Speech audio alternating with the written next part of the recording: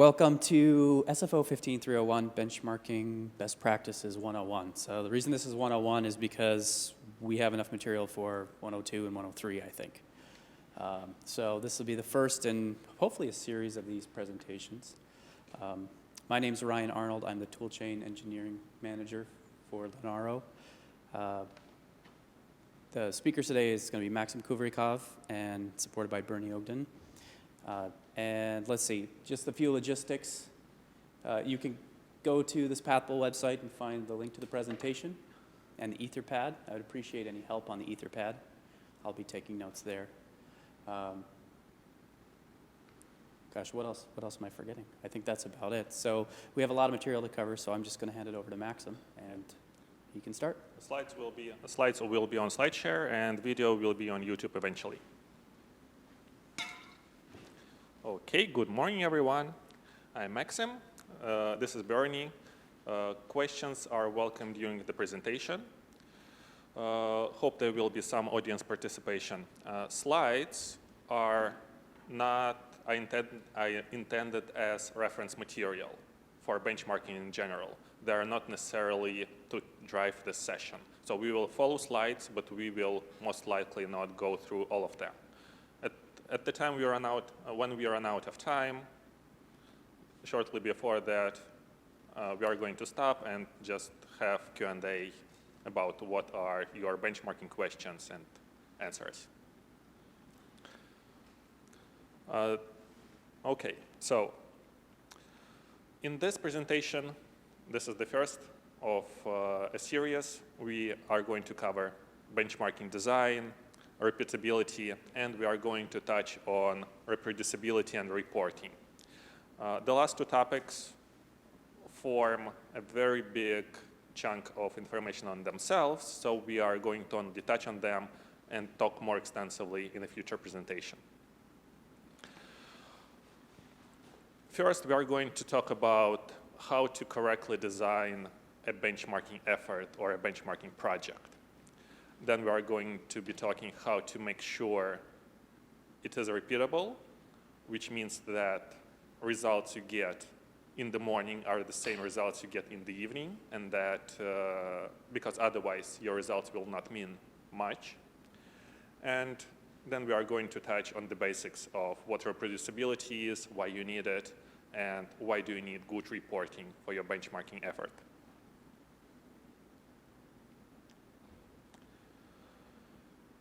So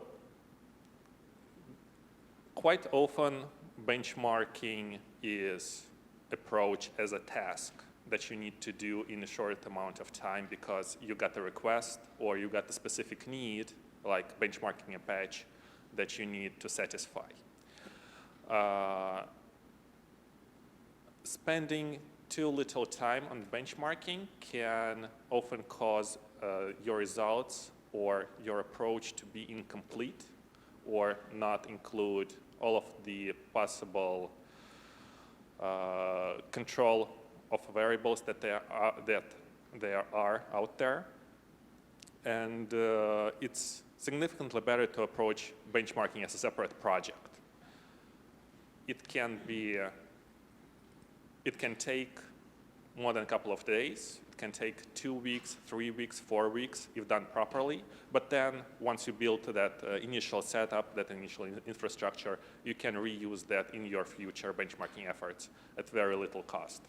So approach benchmarking as a scientific method. Form a hypothesis. You find out what the variables are, figure out how to control for those variables. And then when you prepare your report on what your findings are, try to make it as verbose and as complete as you can. Quite often, reporting is skipped or partially skipped, and that makes it much more problematic and much more difficult and time-consuming to repeat benchmarking in the future. So don't think this is a one-off. Inevitably, you will have to repeat benchmarking in the future. So benchmarking is slow and hard work. It doesn't look like one, especially when you start, but once you dive in, gets very difficult very quickly. If we don't do it right, we are going to waste effort, and members, as if we are speaking about Linaro, will not get the best value out of the effort. On the other hand, once you dive into all the corner cases and all the possible variables that you can control, if you are going to control too many or try to control too many variables, you are going to waste effort, because some variables are more important to control than the others.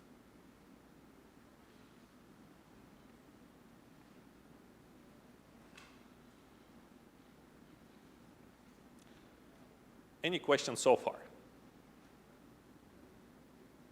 Okay, so we are moving on to design of the benchmarking project.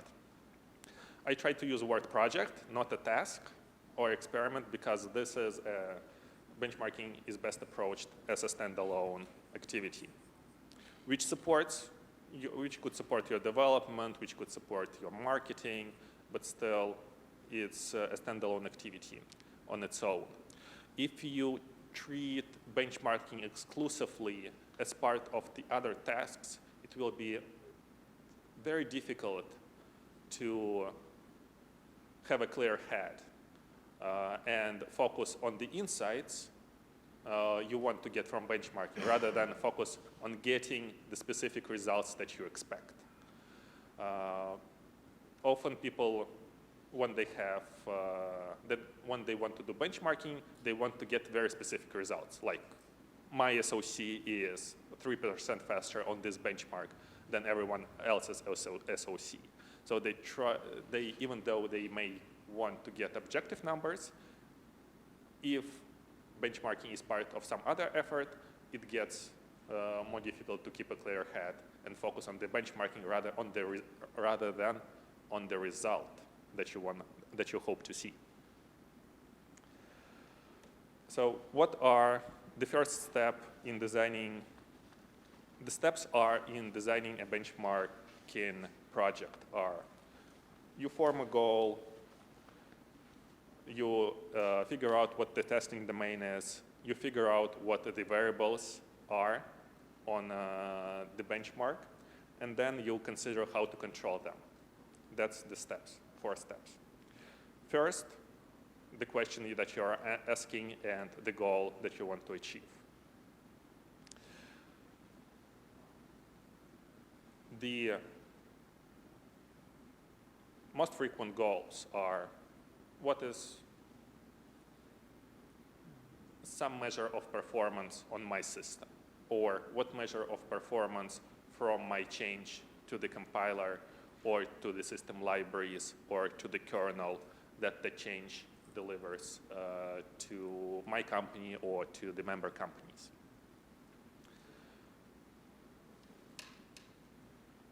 You can also have a goal of comparing performance of 32-bit environment on your system versus 64-bit environment on your system.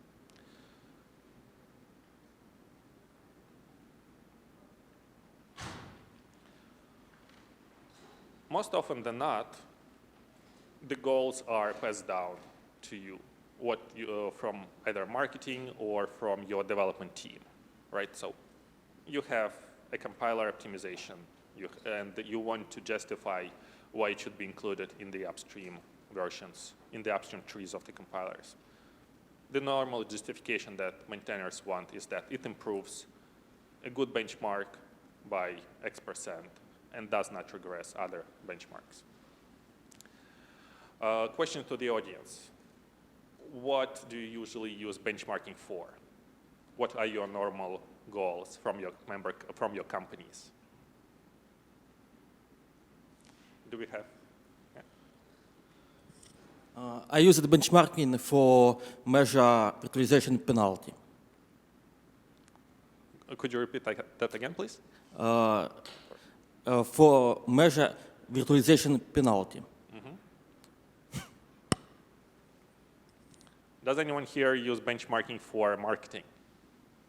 No.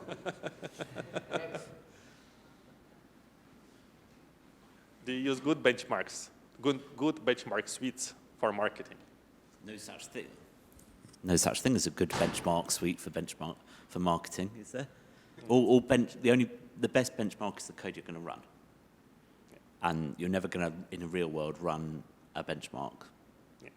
So for compiler developers, it's a bit different benchmarking world out there, because we need to make compilers that will perform well across the world of software. For many companies which develop a specific application, like a database or some application that runs in the cloud on the servers, they have a very specific application that they care about, that they are selling. So they have a very specific benchmark, and they care, and this problem is more or less easy. It becomes more difficult for compiler developers or for cheap vendors who need to sell their products for general use. Comments? No. Okay.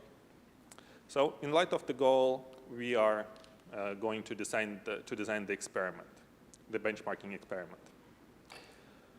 We identified, first step, we need to identify what we want, what question we want to be answered, whether CPU is as fast as we think it is, whether memory subsystem performs well, whether a networking stack is as fast and can be and of expected performance. What is the balance of the overall system is, whether CPU can cope with the network bandwidth, whether memory transfer channels are fast enough to talk to the peripheral devices. Once you know answer to that question, and in our world, it's mostly CPU or memory. In the LNG work, it's mostly network. In the graphics world, it's either graphics or speed of memory transfers. You figure out what the testing domain is.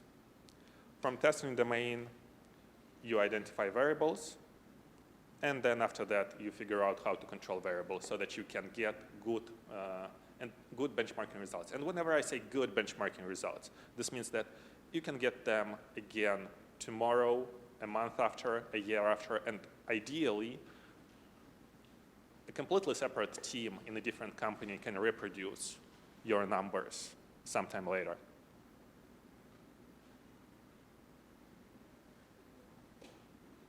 Any questions so far?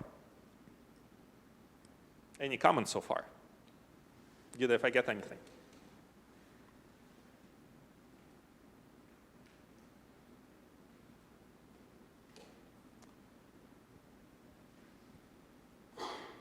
Okay, so testing domain.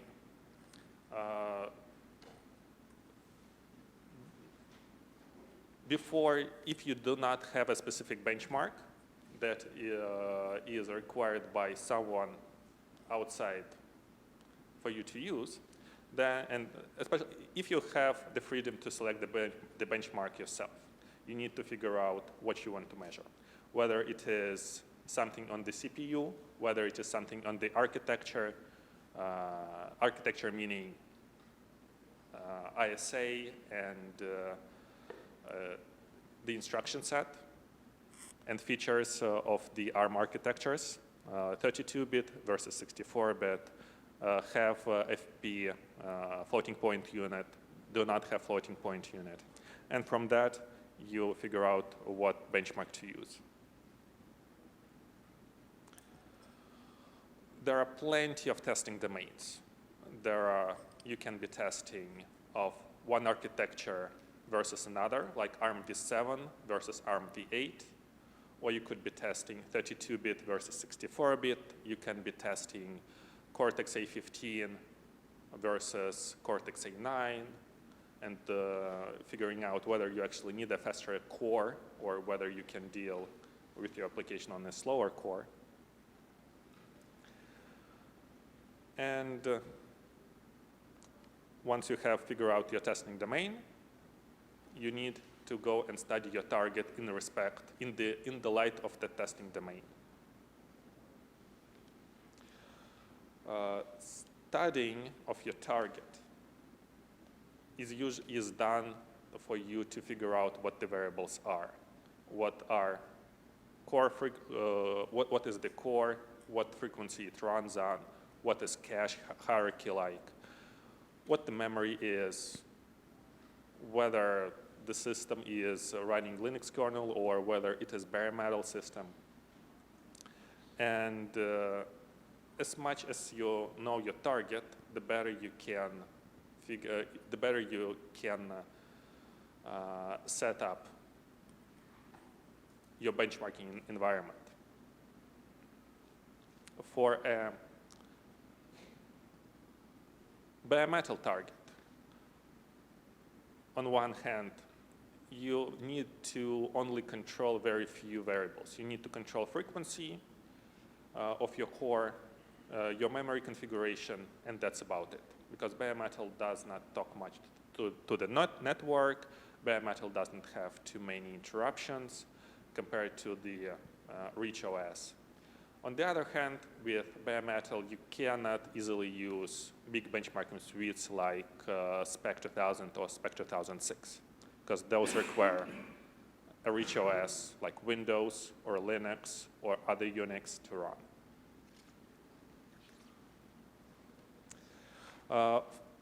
The rest of presentation will more or less assume that we are running on a Linux platform, because this is what we care about, that we have to deal with network, we have to deal with background processes, services, and making sure that the kernel does not interfere too much in our benchmarking, unless kernel is what we are benchmarking.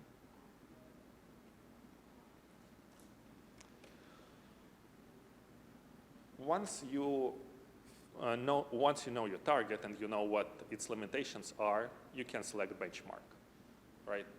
If it is bare metal, you probably will go with CoreMark or Embassy or something like that. If it is Linux, your best bets are Spec 2000 for CPU, Spec 2006 for CPU. If you are running Android, there is a plethora of Android benchmarks out there, and you select what you want.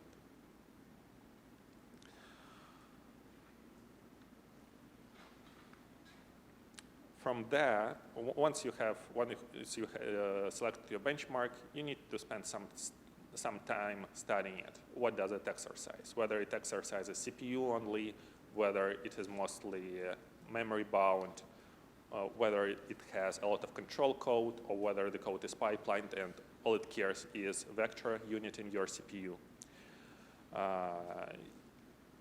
There have been occasions when benchmark was selected wrongly, like comparing performance of video subsystem using different compilers.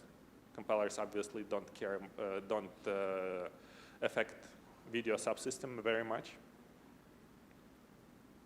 So use some common sense. Do we want to take a poll of what are your favorite benchmarks? So who here likes Spec 2000 and Spec 2006 for CPU? Okay. Any Geekbench users? Android benchmarks. Android benchmark. Networking. Yeah. I also like networking benchmarks because they stress CPU sometimes very much. And the system library. I like Bogamips. Which one? Bogamips. Bogamips.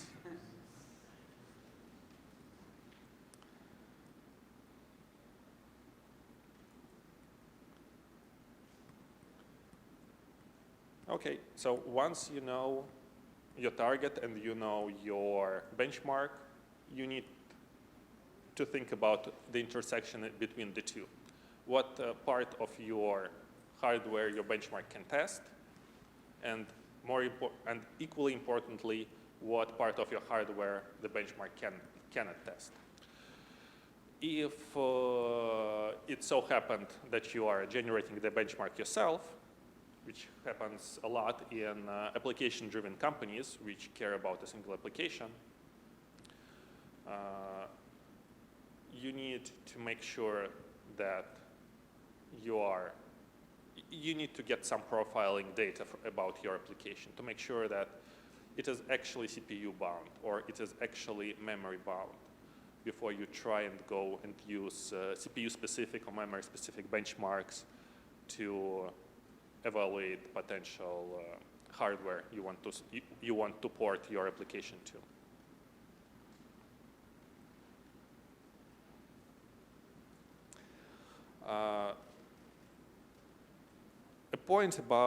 Another good point about knowing the intersection is how much variability is there on your hardware and your benchmark.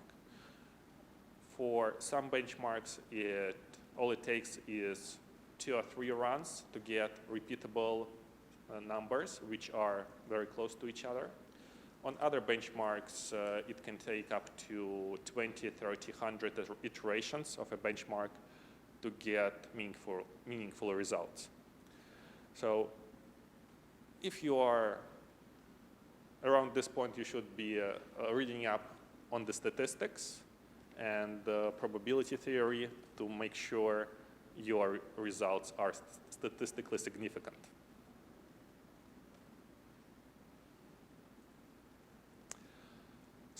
So far, we have covered what is the question when that benchmarking project is trying to address, what is the testing domain, what variables are out there, and how do we consider it to control those variables. So why bother about defining testing domain in the first place? Because if you don't think about it in a more or less scientific approach, then you will not exactly know what your results mean. You will not exactly know what are significant variables in your testing, whether changing the course frequency will affect results, or whether switching off network will affect results. And those can be very significant points. You need to play with the variables to figure out exactly what you are testing.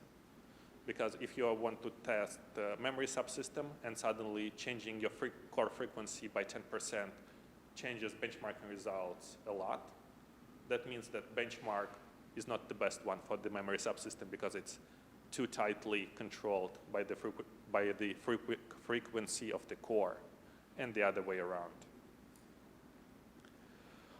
Also, benchmarking can be also very time-consuming, especially if your hardware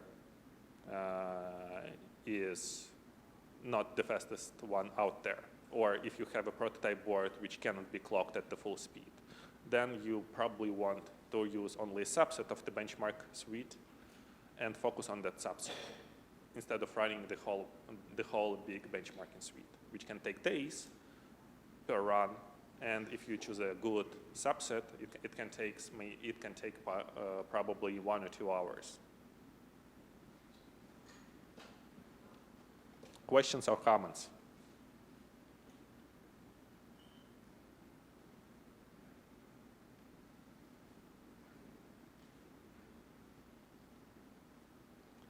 Okay, now we are going to talk about repeatability.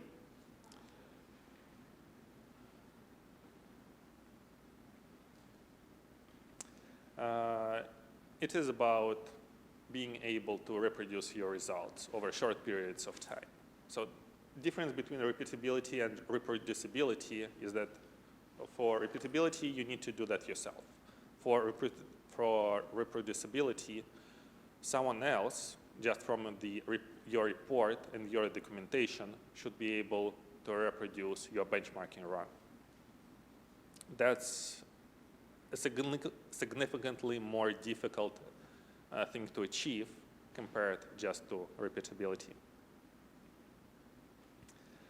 These are some of the samples variables that can affect benchmarking results.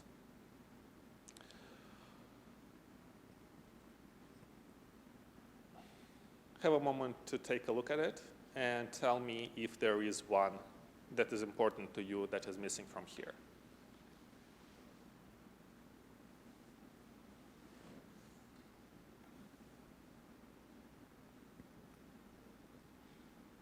The particular variables that we try to control regularly inside the toolchain team are, of course, source libraries toolchain, hardware, frequency, core migration, ISLR,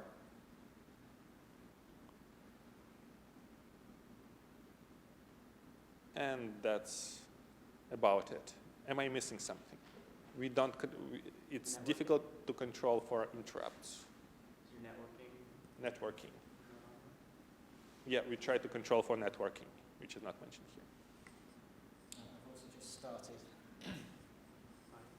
I've just started to control the runtime environment as well, because it turns out the size of your environment variables can affect the alignment of either the heap or the stack or both, I forget. But that can have knock-on effects on your results as well. Yeah.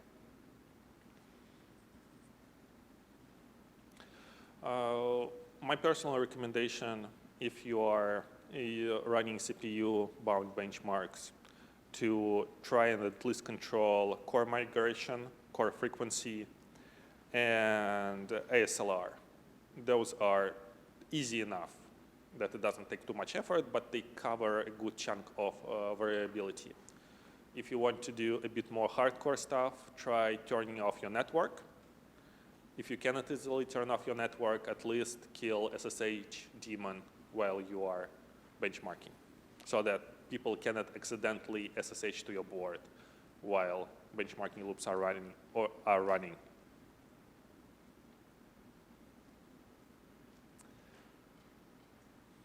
So for variables, we try to control them. The other part of repeatability is noise. You cannot control noise, you can only mitigate it. You can reduce it. And this is the point where it is very easy to spend a lot of time for very little gain. Mitigating noise should be done only as much as you can see improvements from removing noise sources. And most of those variables on the previous slides are in one form or another a source of noise in the benchmarking results.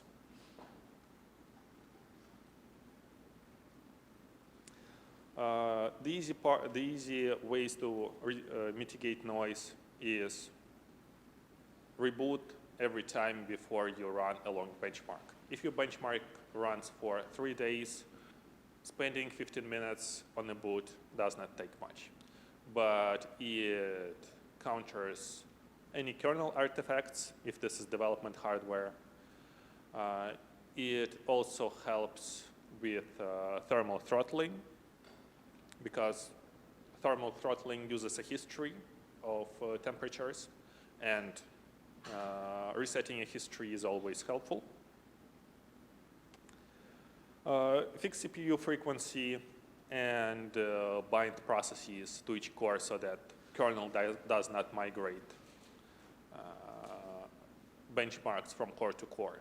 If you have a multi-core CPU, make sure to leave at least one core for the kernel to run on. So don't use, if you have a multi-threaded benchmark and you have 8 cores, start 6, maybe 7 threads in your benchmark and leave one core available for the kernel and system daemons to run on. Don't starve the kernel, otherwise it will delay your benchmark. Comments, questions? Also, if you have a big little CPU, either choose all big CPUs or all little CPUs and run your benchmarks there, and bind system daemons and kernel to the other cluster of CPUs. Maxim, comment. Just 1 second. Maxim, 15. 15? Want to check if you have some example or something like how to like here how to bend the process to cause or how to control the thermal, and some examples about how to control the variables in last slide. I just from the item here, most of the I don't know how to do that. How to do it. So rebooting is fairly trivial, right? So yeah, warm-up period is after the system is booted, several of the startup services run for periods from 15 seconds to maybe 5 minutes, like look ahead and caching daemons and cron daemons to finish to finish up their backlog. So the point here, don't start your benchmark immediately on boot. Boot, wait 5 to 10 minutes, and that time is can be determined by looking at the interrupts, /proc/interrupts. And once you don't see interrupts coming into your system, you can more or less start doing the benchmark. You can do that. It's easily done by looking at the files and then figuring out what your system is. You can possibly script this and automate this, but it might not worth the effort. For fixing CPU frequency, this is a standard CPU frac utility that's available in Linux. The caveat is that your core needs to have a driver in the kernel to change frequencies. So always ask your kernel provider and your core provider to give you kernel with frequency driver already in it. And generally don't run, make sure when you are doing sample runs, not the main run, not the main benchmarking run, but runs in preparation while you are studying your target, that the frequency is not changed by the thermal throttling daemon, which sometimes can be also hardware based. So hardware will reduce its own frequency if it gets too hot. So make sure your frequency that you select for your benchmark does not try to melt your core. So you might have to dial down your frequency if you find that the hardware continues to throttle you. Yeah, so if your top frequency is 1 gigahertz and you see that even at 750, sometimes it drops below, drop your frequency to 500 megahertz, to 300, until software doesn't intervene, until hardware doesn't intervene.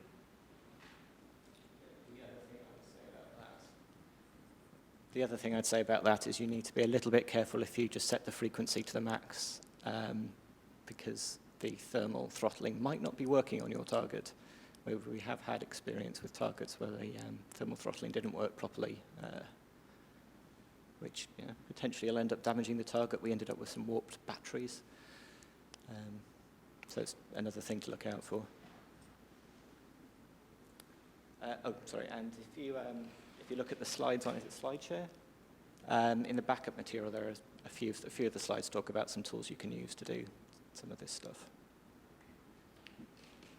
Yeah, so the part that is not showing on slides here are the notes, which have some useful tips and tricks which are available in the slides in the offline version. So take a look there. And yeah, so binding processes to cores is a standard Linux utility task set. Task set.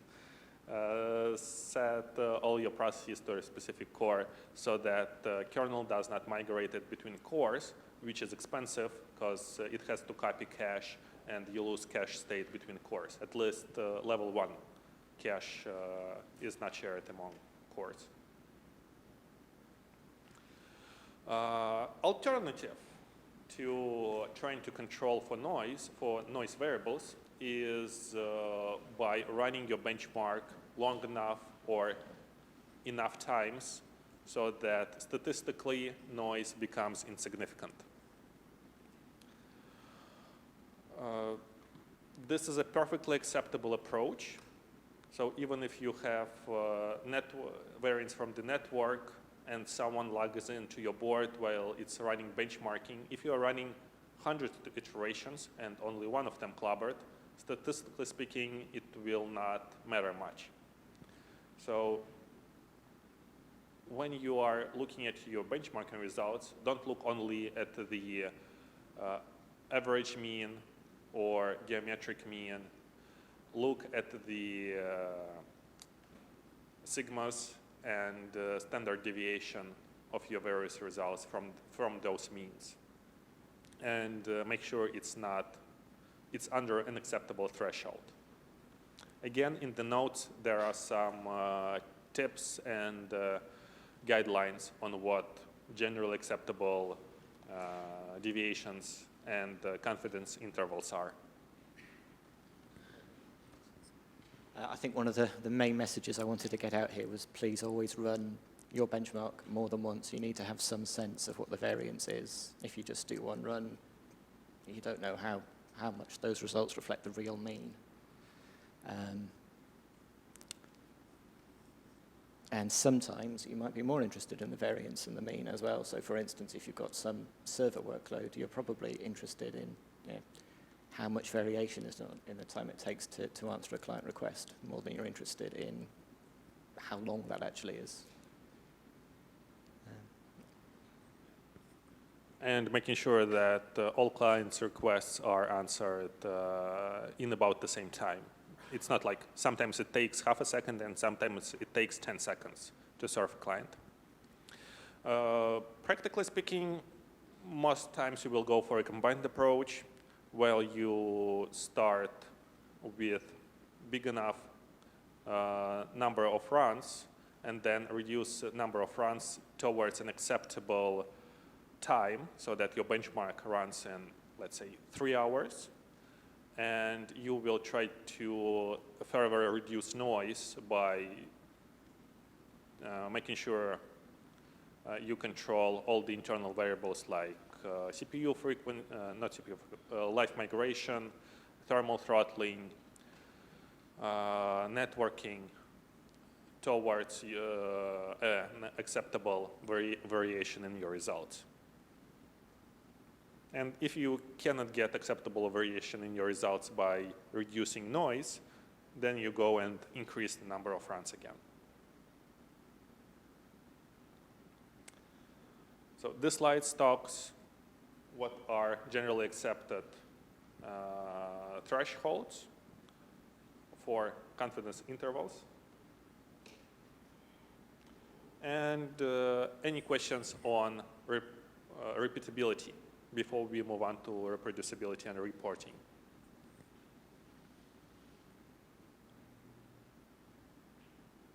Okay, moving on. About 6 minutes. 6 minutes. Only gently touch this topic here. So we already talked about the definition. The reproducibility is when someone else can look at your published report and your results and from that information repeat what you did. In my career, that happened only a couple of times that I was able to reproduce results of someone else. So it's very difficult job to reproduce someone else's results. And if you are doing proper benchmarking, try to make the job of someone else as easy as you can.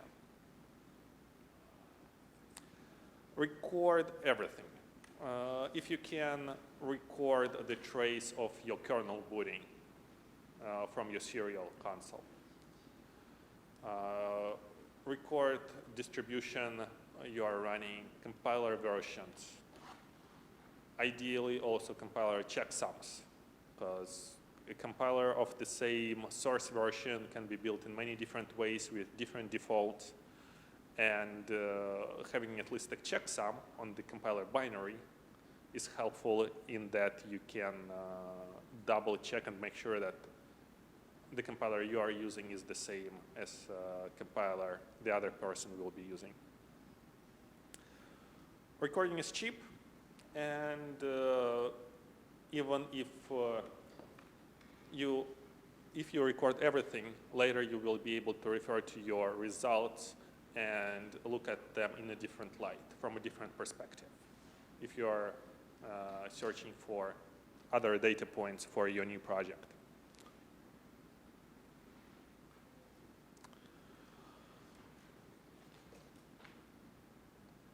While you are recording as much as you want and as much as you can, report should be focused on the goal of your project. So start with a summary of what you are trying to achieve and what insight you are looking for. And then proceed with how you are looking for that insight, describe your test domain, describe your hardware, describe what you know about your benchmark, and then, only then, proceed with the results. Don't start, well, I guess it's fine to mention that my improved performance of benchmark X by Y%, to get a general feel of how happy you are with this project.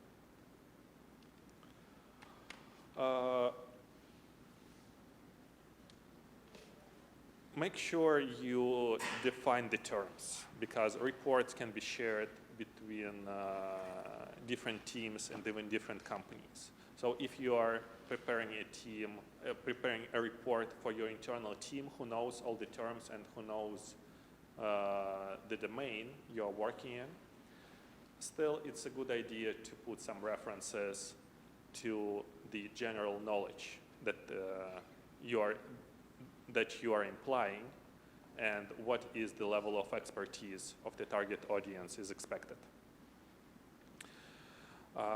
Try to not assume too much about the reader. Assume that they are intelligent, but don't assume that they know your exact domain. Don't assume that they are of the same experience that you are.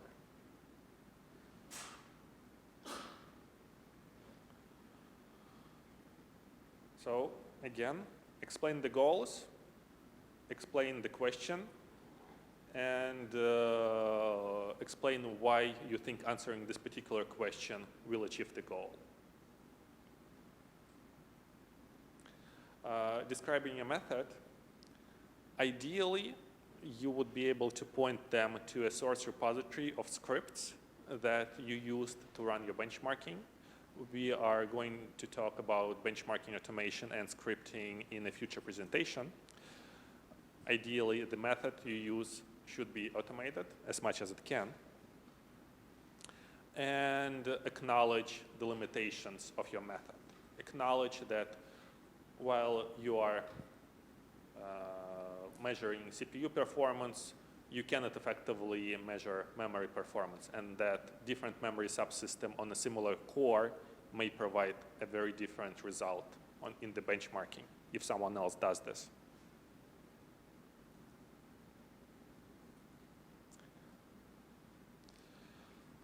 To repeat the first point we made today, benchmarking is a standalone separate project which can take a lot of effort. When you do this for the first time, do not expect a turnaround of several days. It is weeks sometimes months of effort. If you do this right, you can then reuse the infrastructure and the setup in your future projects. And in that case, turnaround will be much quicker.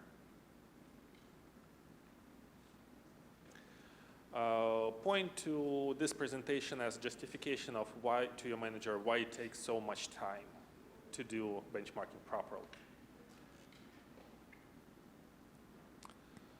Now, questions and comments.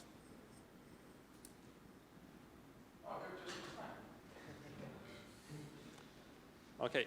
Yeah.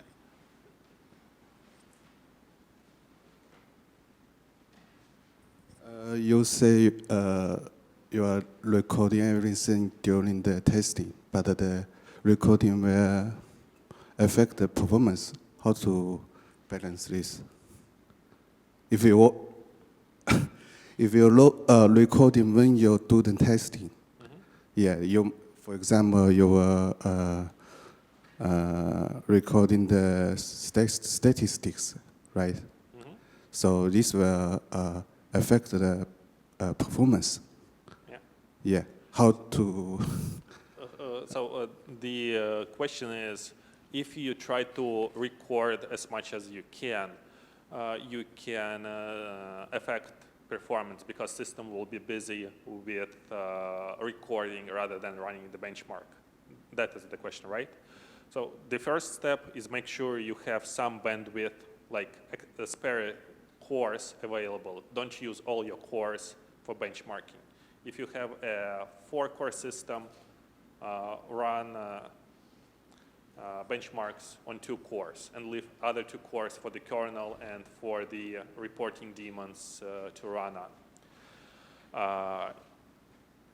If you are doing CPU-bound benchmarks, which exercise CPU, it's okay to write to your disk or to your network while CPUs are busy. But if you are trying to test your hard drive and disk subsystem, probably your only option is to either store all data in memory or send data over network so that writing to the same disk, or use 2 different disks, right? To use a separate subsystem from what you are using for logging. And finally, performance, even with CPU benchmarks, a very nice utility is to use perf and performance counters, because those can give you very nice and accurate profiles. Just make sure that you set the sampling frequency to be low enough so that if your benchmark runs for 2 days, sampling every 5 minutes is probably enough. If your benchmark runs for 5 minutes, make sure you're sampling every second. I was just going to say, try not to measure your recording. Try not to measure your I/O if it's going to impact your benchmarking results. And Just record when you not benchmark. That's all. So, Yep. so the most important part of recording. The most important part of recording is for the purpose of reproducibility. So the main thing to record is the state of your target before you start. You can learn lots of interesting things by recording while the benchmark is running, but the most important point is that someone else can set up the target the same way you did. And the recording you do for that is before you run the benchmark. yeah, I recall when I was doing like system-wide profiling on CPU-bound workloads, and at least with O profile, it hits like less than 5% of total user time. So profiling was not the issue back there. It was more than try to what the kind of metrics you're gonna get from this kind of workload. Yeah. And again, try to, in the report, acknowledge what is the overhead of your logging and your recording. Say that we measured how much O profile or perf or writing logs to the disk is taking, and it was under 0.5% of the overall time. So it's definitely something to be to know about and to take into account, but there are good ways to make sure it does not clobber benchmarking results. Okay. And we are out of time. Thank you all very much for attending the presentation, and expect continuation of the series at the next or subsequent Connects. Thank you.